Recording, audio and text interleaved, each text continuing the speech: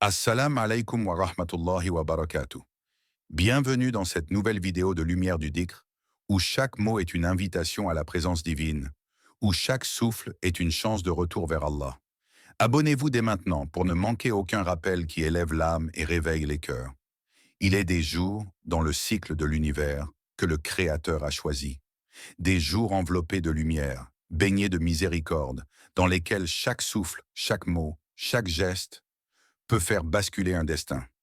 Ces jours, le prophète Muhammad, paix et bénédiction sur lui, les a désignés comme les jours les plus aimés d'Allah. Ce sont les 10 premiers jours du mois sacré de Dhul Hijjah. Le messager d'Allah, paix et bénédiction sur lui, a dit « Il n'y a pas de jours durant lesquels les bonnes actions sont plus aimées d'Allah que ces 10 jours. » Rapporté par Al-Bukhari, 969. Pourquoi ces jours sont-ils si précieux? Pourquoi le ciel tout entier semble-t-il s'incliner et les anges se presser lorsque Dhul Hijjah commence? C'est parce qu'Allah lui-même les a choisis. Il les a mentionnés dans son livre comme un serment divin, un honneur suprême, par l'aube et par les 10 nuits. Sourate Al-Fajr, 89, 1 à 2. Ces 10 nuits sont les 10 premiers jours de Dhul Hijjah, comme l'ont expliqué de nombreux savants. Et lorsqu'Allah jure par quelque chose, c'est parce que cette chose possède une valeur que nous devons méditer. Imagine, 10 jours pendant lesquels chaque mot prononcé est enregistré comme lumière. 10 jours pendant lesquels chaque aube est une opportunité de renouveau. 10 jours où les portes du ciel sont grandes ouvertes et les âmes sincères appelées à revenir. Frères, sœurs, quand l'appel de ces 10 jours résonne dans le cœur d'un croyant, il ne peut plus l'ignorer. Il le ressent dans la poitrine comme une douceur mêlée de gravité, comme un rappel venu de l'invisible, une voix qui murmure « Reviens, élève-toi, maintenant ». Alors pose-toi cette question. Si Allah aime tant ces jours, les aimes-tu toi aussi? As-tu préparé ton cœur pour les accueillir? As-tu décidé d'y inscrire quelque chose d'éternel? Ou les laisseras-tu passer, silencieux et oubliés, comme tant d'autres moments bénis que l'oubli a engloutis? Ces 10 jours sont un cadeau royal, offert chaque année à celui qui désire purifier son âme, expier ses fautes et se rapprocher de son Seigneur.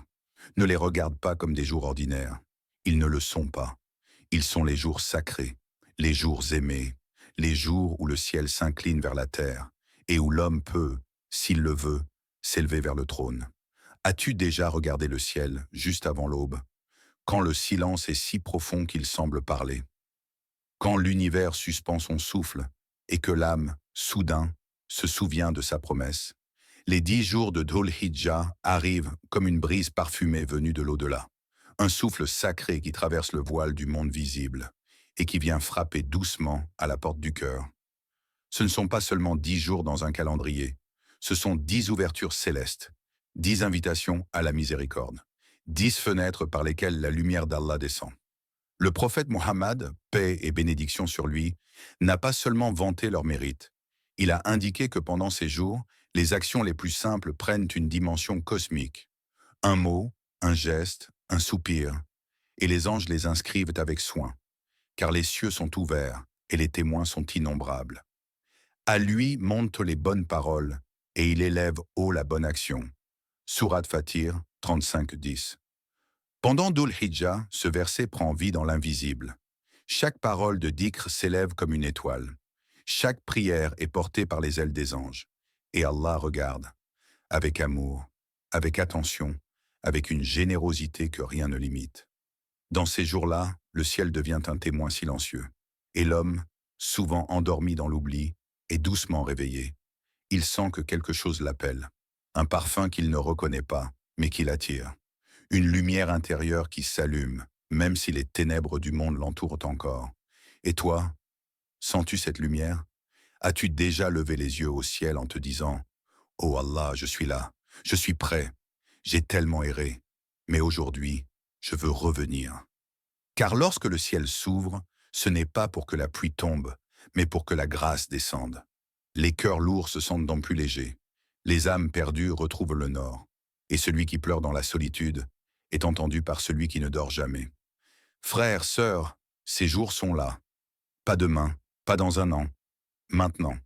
Et ils passent, silencieusement, comme une caravane d'anges qu'on ne voit qu'une fois dans l'année. Ne les laisse pas s'éloigner sans t'y accrocher. Car quand le ciel s'ouvre, celui qui lève les mains est rarement ignoré.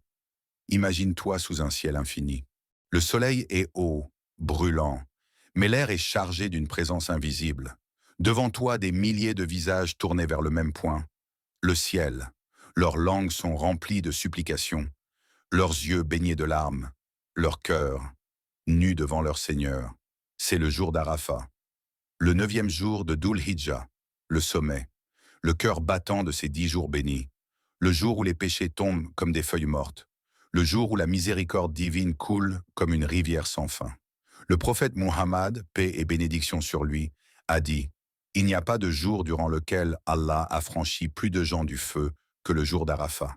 Il s'approche et se montre fier d'eux devant les anges. » Rapporté par Muslim, 1348. Ce jour-là, les pèlerins se tiennent sur la plaine d'Arafat, dans un silence habité, dans une présence absolue. Leur langue ne cesse de murmurer « Labbaika Allahumma labbaik ». Me voici, ô Allah, me voici. Et même si tu n'es pas là-bas, tu peux te tenir, toi aussi, sur ton propre Arafat. Dans ta chambre, dans ta mosquée, dans un coin paisible, ton cœur peut se poser sur cette montagne et crier vers le ciel « Ô Allah, pardonne-moi, purifie-moi, ne me laisse pas retourner à mon ancienne vie. » Car le jour d'Arafat n'est pas un lieu, c'est un état d'âme. C'est un appel au fond du cœur. C'est une main tendue vers la lumière. Et Allah, dans sa majesté, répond. Et quand mes serviteurs t'interrogent sur moi, alors je suis tout proche. Je réponds à l'appel de celui qui m'invoque lorsqu'il m'appelle. Sourate Al-Baqarah 286. Ce verset, en ce jour, devient plus vivant que jamais.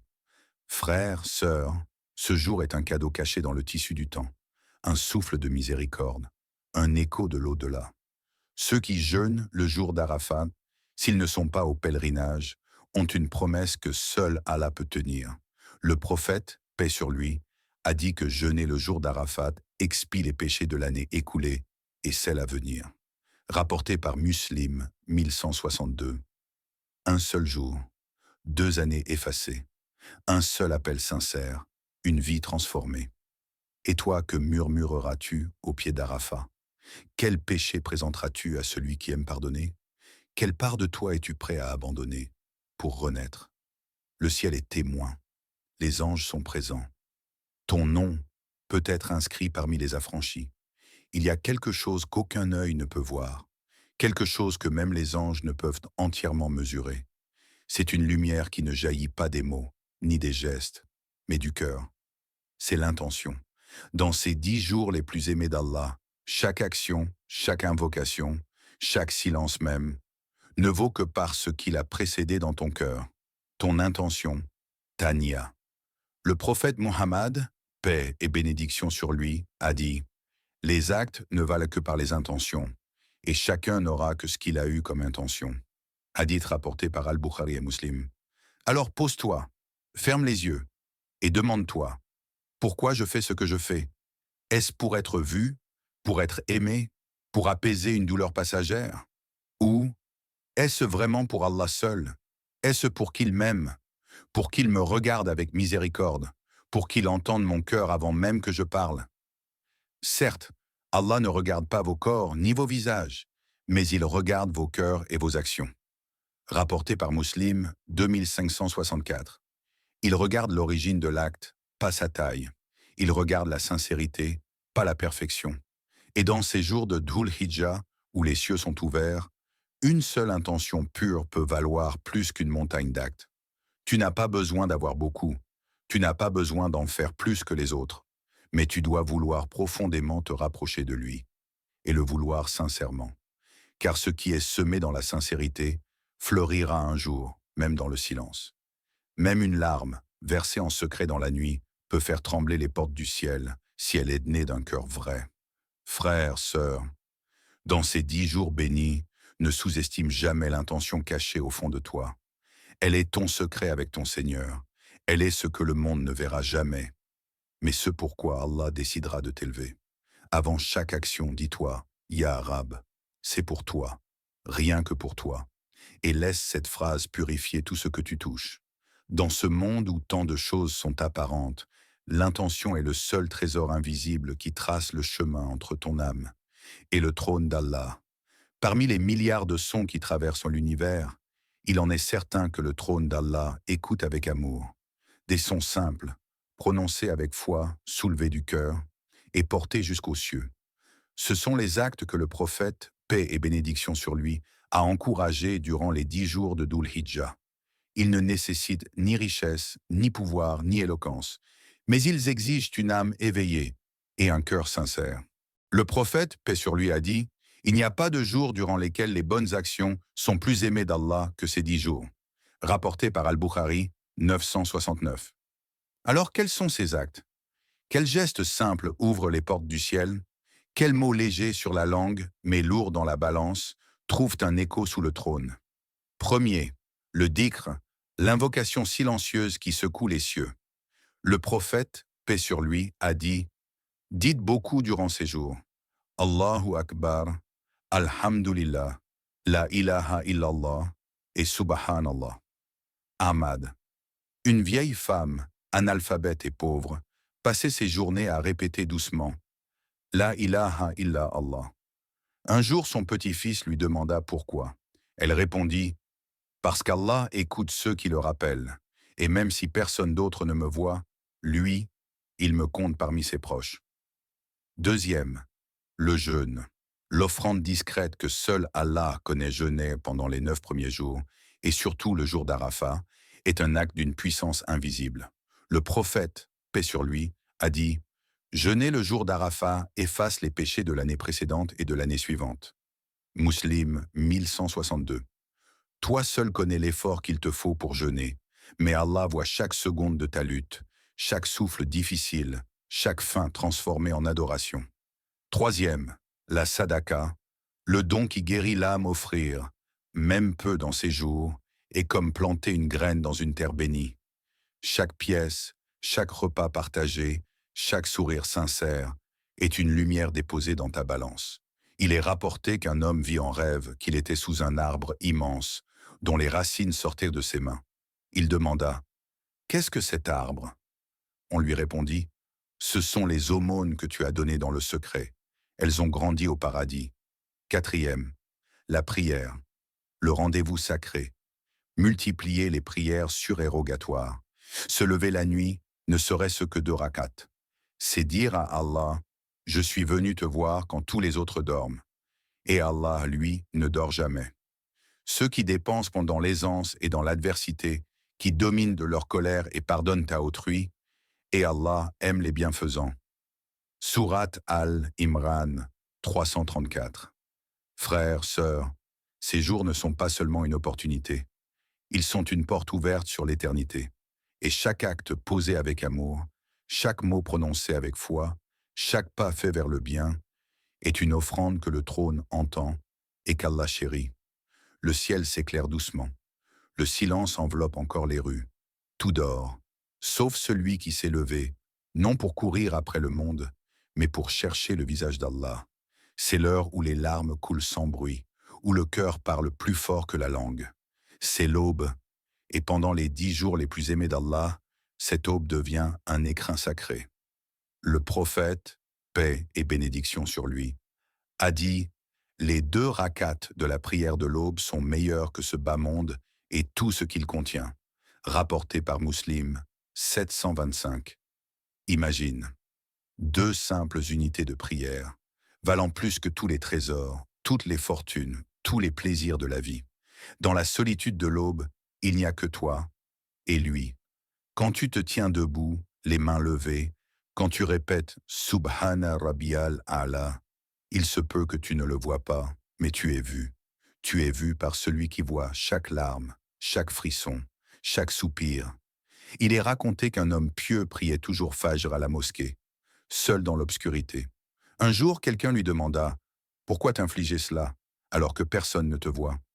Il répondit « Justement, parce qu'il me voit, et son regard me suffit. » Pendant ces 10 jours bénis, chaque prière de l'aube est un rendez-vous avec la lumière. Chaque instant de dhikr à l'aurore est un parfum porté jusqu'au ciel.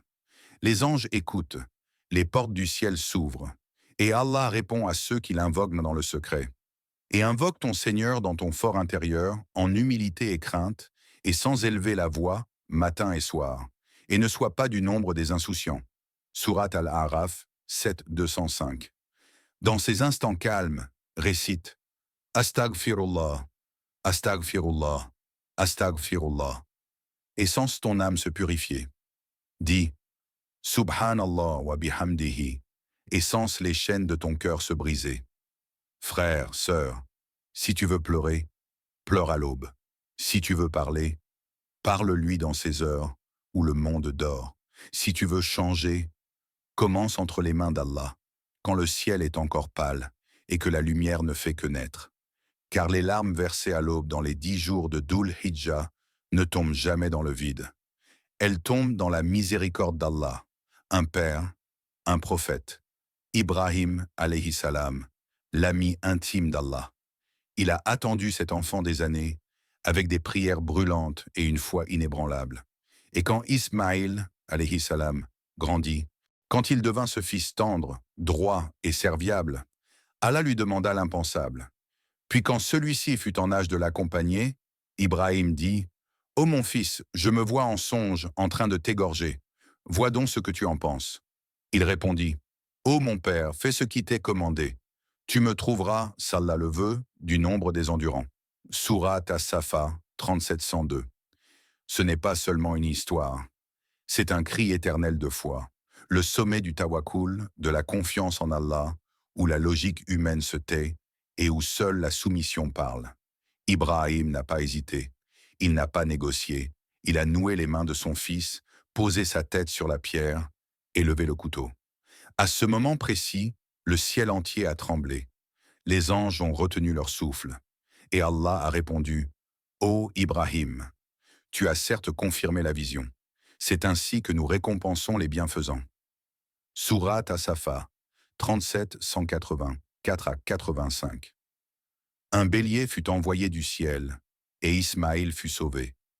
Mais ce n'était pas l'enfant qu'Allah voulait, c'était le cœur qui obéit, même dans l'absurde, le cœur qui fait confiance, même dans l'obscur, le cœur qui sacrifie, même ce qu'il aime le plus.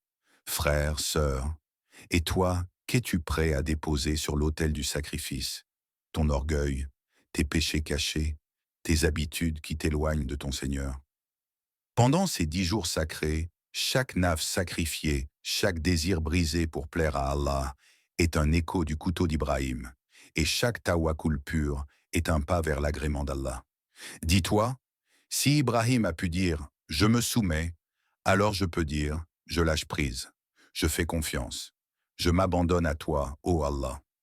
Car la vraie liberté est dans l'obéissance, et le vrai sacrifice n'est pas la perte, mais le retour vers Allah.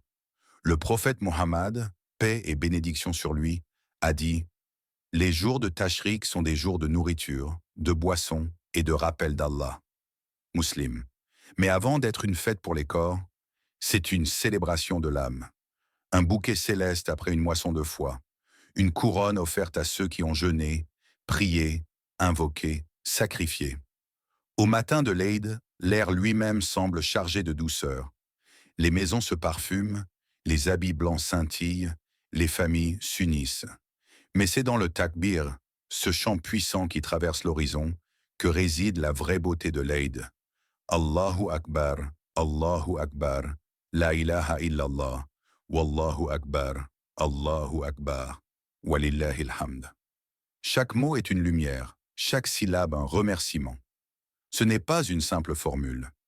C'est le chant du cœur qui revient à Allah, le souffle du croyant qui reconnaît que la victoire, c'est de s'être rapproché de son Seigneur. Et pour ceux qui offrent le sacrifice, ce geste n'est pas sanglant. C'est un acte d'amour. Allah dit dans le Coran, « Ni leur chair ni leur sang n'atteindront Allah, mais ce qui l'atteint de votre part, c'est la piété. » Surat Al-Hajj 22, 37. Ce mouton, ce sacrifice, c'est un rappel vivant du sacrifice d'Ibrahim et un signe que la foi passe à travers les gestes. Le jour de l'Eid, Allah regarde ses serviteurs et il les récompense. Il pardonne. il purifie, il ouvre les portes d'un jardin, pas seulement celui du paradis futur, mais un jardin dans la poitrine du croyant. Alors célèbre, frère. Réjouis-toi, sœur. Tu n'as pas fait ce voyage pour rien. Tu as touché la lumière avec les doigts du dhikr. Tu as parlé au ciel avec tes larmes. Et aujourd'hui, le ciel te répond avec la joie sacrée de l'Aïd. Partage cette joie. Offre-la autour de toi. Et souviens-toi, chaque sourire sincère ce jour-là est une louange. Chaque étreinte fraternelle, un dhikr silencieux. Chaque regard bienveillant, un reflet de la lumière d'Allah. 10 jours seulement. Et pourtant, ils portent l'écho de l'éternité. Ils arrivent, silencieux, comme une aube posée sur l'âme. Et si tu tends l'oreille de ton cœur, tu comprendras que ces jours ne passent pas. Non, ils gravent, ils éveillent, ils transforment. Le prophète Muhammad, paix et bénédiction sur lui, a dit « Il n'y a pas de jours durant lesquels les bonnes actions sont plus aimées d'Allah que durant ces 10 jours. » Bukhari. Ces paroles ne sont pas seulement à écouter, elles sont à vivre. Et toi, qu'en feras-tu? Laisseras-tu ces jours bénis s'écouler comme de simples dates sur un calendrier? Ou les cueilleras-tu, un à un, comme les perles d'un chapelet, pour les offrir à ton Seigneur avec sincérité et amour? Dans ces jours, chaque prière devient une montée vers la lumière. Chaque dhikr est une clé qui ouvre les portes de la proximité divine. Chaque jeûne, chaque aumône, chaque larme sincère devient un témoignage que tu es toujours en marche vers lui. Réfléchis. Et si ces 10 jours étaient les derniers que tu pouvais vraiment vivre intensément? Et s'ils étaient le souffle qui allait purifier ton passé, réparer ton présent et élever ton avenir éternel? Ne te dis pas « je le ferai l'année prochaine ». Dis plutôt « Ya Allah, je suis ici maintenant. Je réponds à ton appel. Je veux vivre ces 10 jours pour toi. » Lis le Coran comme s'il t'était révélé aujourd'hui. Fais du dhikr comme si tu étais dans l'assemblée des anges. Invoque comme si tu entendais les portes du ciel grincer pour s'ouvrir à ton appel. Et aime, pardonne, donne, comme si ton cœur était le miroir de la miséricorde. Car ces 10 jours peuvent moi changer une vie. Et peut-être changeront-ils la tienne. Merci du fond du cœur d'avoir marché avec nous à travers ce voyage spirituel. Si cette vidéo a touché ton cœur, aide-nous à toucher d'autres âmes. Abonne-toi à la chaîne Lumière du Dhikr, like cette vidéo et partage-la avec ceux que tu aimes. Car la lumière ne s'éteint pas quand on la partage. Elle se multiplie. Qu'Allah te bénisse, accepte tes efforts et fasse de ces 10 jours le tournant lumineux de ta vie. Wa assalamu alaikum wa rahmatullahi wa barakatuh.